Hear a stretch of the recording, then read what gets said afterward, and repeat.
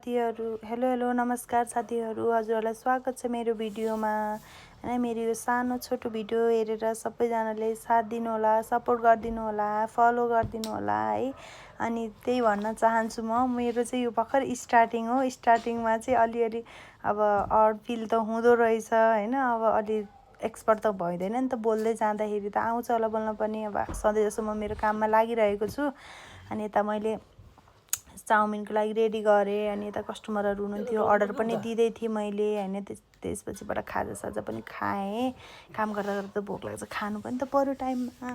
अनि यता खानाको पनि रेडी गरेर खानाहरू लगभग पाकि नै सक्नु लाग्यो। अनि यता फेरि समोसा पनि फ्राई गरेर रेडी गर्नुपर्छ। बुवाले समोसा बनाइसक्नु भएको थियो।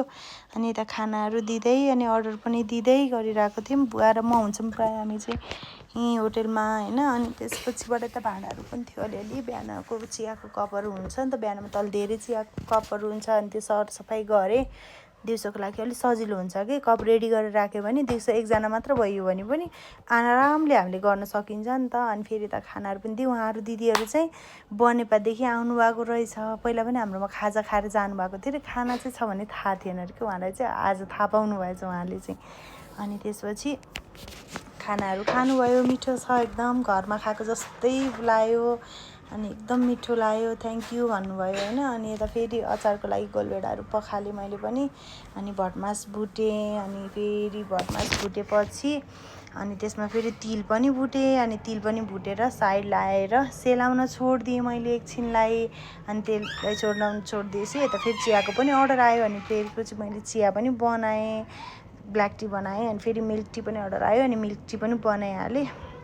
अनि यति बनाएर अनि फेरि दही र पराठाको पनि अर्डर आएको थियो, त्यो पनि रेडी गरिदिएँ। अनि त्यसपछि फेरि यता गोलभेडा पनि मलाई चाहिँ यसरी पिसेर पकाउनलाई चाहिँ, अचार बनाउनलाई चाहिँ एकदम सजिलो लाग्छ कि पाकिसकेपछि धेरै बेर पिस्नु नै पर्दैन कि एकदम छिटो पिसिन्छ नि त। अनि त्यही भएर अनि यो अचार बनाएँ। मैले चाहिँ यसरी बनाउँछु नर्मल अचार है मेरो होटेलको लागि।